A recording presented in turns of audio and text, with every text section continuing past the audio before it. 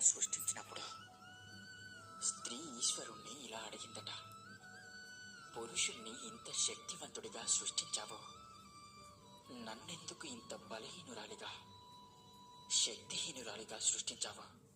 నేను ఈ సమాజంలోనే కఠిన పరిస్థితుల్ని ఎదుర్కోగలనా అని అడిగిందట. అప్పుడు ఈశ్వరుడు అన్నాడట, ఎందుకని నీకు నువ్వే బలహీనురాలని శక్తిహీనురాలని అనుకుంటున్నావు? నీకున్న శక్తి ఏంటో నీకు తెలియదు.